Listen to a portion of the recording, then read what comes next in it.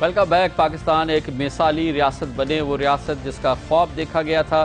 پاکستان ان اقوام کی صف میں شامل ہو جنہیں ترقی یافتہ کہا جا سکتا ہے، مگر اس کے لیے کیا کچھ کرنے کی ضرورت ہے، یہی ہم کوشش کر رہے ہیں اس پروگرام کے ذریعے، اس کیمپین کے ذریعے۔ سنجیدہ کوشش، ٹھنڈے دماغ سے سوچنے کی کوشش کر رہے ہیں پاکستان کہاں کھڑا ہے اور پاکستان کو اس جگہ سے آگے پہنچانے کے لیے اور پاکستان کو ترقی کی شاہراہ پر چلانے کے لیے کیا کچھ کرنے کی ضرورت ہے۔ اور اس کے لیے ہم ان پاکستانیوں کو اس پروگرام میں سامنے لا رہے ہیں، ان سے بات کر رہے ہیں، ان کے تجربے کا نچوڑ حاصل کر رہے ہیں۔ سب سے پہلے جن کی انٹیگریٹی کسی بھی شک و شبے سے بالا تر ہے اور جو اپنے تجربے کی مہارت رکھتے ہیں، جو اپنے پیشے کی مہارت رکھتے ہیں۔ آج اس سلسلے میں ہمارے ساتھ موجود ہیں ممتاز سیاستدان اور ماہر زراعت جناب جہانگیر خان ترین۔ ترین صاحب، آپ کے نزدیک پاکستان کی خارجہ پالیسی کی کتنی اہمیت ہے؟ کیونکہ شاید ہی کوئی ملک ہو جس میں خارجہ پالیسی اتنا اس کا رول ہو، اندرونی حالات کے حوالے سے بھی اور پاکستان کے مسائل کے حوالے سے بھی۔ اس میں ایک طرف تو امریکہ ہمارا محور ہے ہماری خارجہ پالیسی کا، اور ہمارے 63 سال سے مسائل چل رہے ہیں، دشمنی چل رہی ہے ہمارے سب سے برابر والے نیبر کے ساتھ، جس کا یعنی کہ بھارت کے ساتھ۔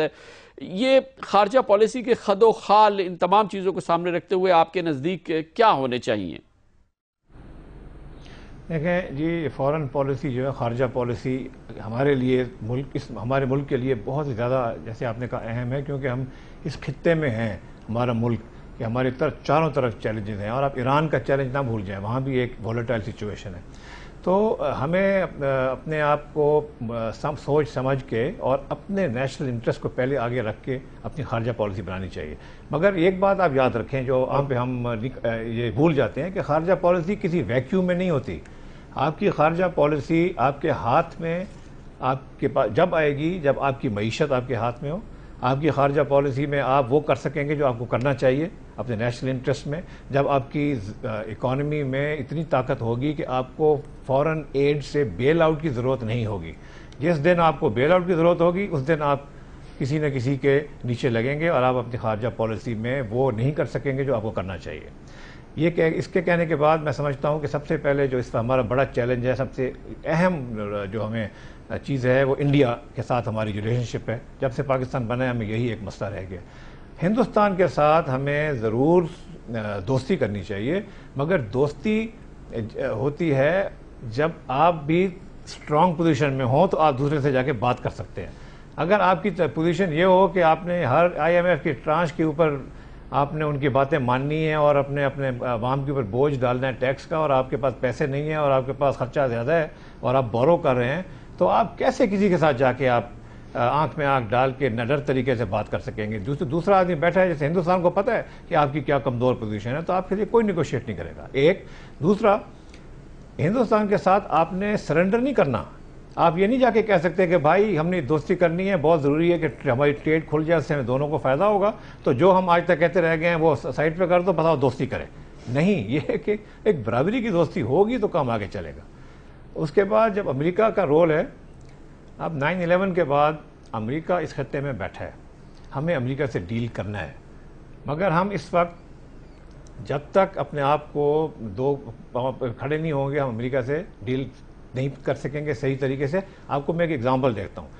ہم امریکہ سے جس طرح بات کر رہے تھے آج سے 1 سال پہلے اور آج کر رہے تھے، آج ہماری پوزیشن بہت سٹرونگ ہے، بہتر ہے، ریلیٹیولی مستحکم ہے۔ اور کیوں ہے؟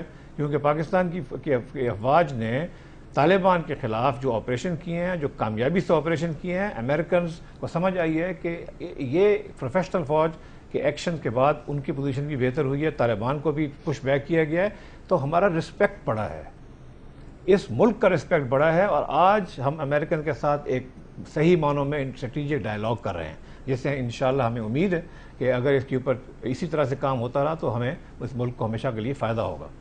مگر چائنا ہمارا سب سے پرانا دوست ہے اور سب سے ہمارا سنسیئر دوست ہے۔ چائنا نے ہمیں ان موقعوں کے اوپر جب بھی ٹیسٹنگ ٹائم آئے ہیں، چائنا نے ہمیشہ ہمیں سپورٹ کیا ہے۔ تو ہمیں ایک فوری طور پہ ایک اسٹریٹجک ڈائلاگ چائنا کے ساتھ بھی کرنی چاہیے، اور چائنا کے ساتھ جس طرح ہم نے اسٹریٹجک لیول پہ بات کر کے گوادر پورٹ کا منصوبہ کامیابی سے بنایا تھا. اسی طرح ہمیں ایک کوئی منصوبہ چوز کر کے یا کوئی 2-3 ایونیوز چوز کر کے چائنا کے ساتھ اسٹریٹجک ڈائلاگ کر کے اور ایک اسٹریٹجک ریلیشن شپ کو, ہماری پہلے سے ہے ایک دوستی مگر اس کو ہمیں اسٹرینتھن کرنا چاہیے. میں آپ کو ایک چھوٹا سا ایگزامپل دوں کیسے کر سکتے ہیں. آپ انرجی پاکستان کا سب سے بڑا مسئلہ ہے. چائنا کا سب سے بڑا تجربہ انہوں نے ہے ہائیڈل انرجی پروڈکشن میں, ڈیمز بنانے میں. تو آپ چائنا سے ڈائلاگ آج شروع کریں کہ یہ ہمارا ہائیڈل پوٹینشیل ہے, یہ ہمارے ڈیمز ہیں, اور آپ ان کے ساتھ ایک گورنمنٹ ٹو گورنمنٹ لیول پہ, اسٹریٹجک لیول پہ معاہدہ کریں جس سے آپ اپنے ہائیڈل کیپیبلٹیز کو جلد از جلد. یہ بتائیے گا کہ اگر ہمارے جو کلیدی معیشت کے مسائل ہیں, جو پاکستان کو اس وقت سب سے بڑا مسئلہ ہے, وہ پاکستان کے اندر حکومت کی آمدن بہت کم ہے, حکومت کے اخراجات بہت زیادہ ہیں, اس میں بڑے کرٹیکل ایشوز ہیں, جو قومی ملکیت میں کارپوریشن چل رہی ہیں, ہر سال وہ 300 ارب روپے کے قریب ہماری قوم کی کھا جاتی ہیں, کرپشن کی وجہ سے وہاں کے مسائل ہیں. دوسری طرف جو ایک مسئلہ ہے ہمارے یہاں گھمبیر, وہ گورننس کے بھی مسائل ہیں.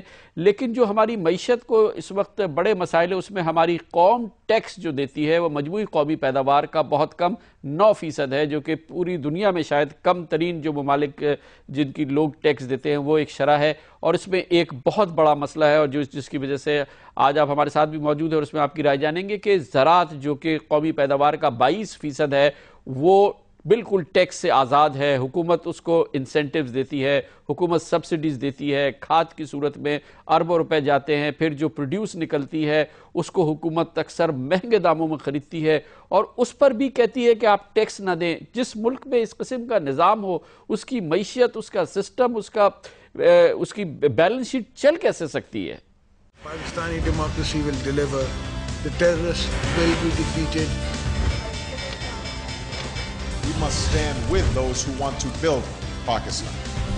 We will succeed in our fight against terrorism.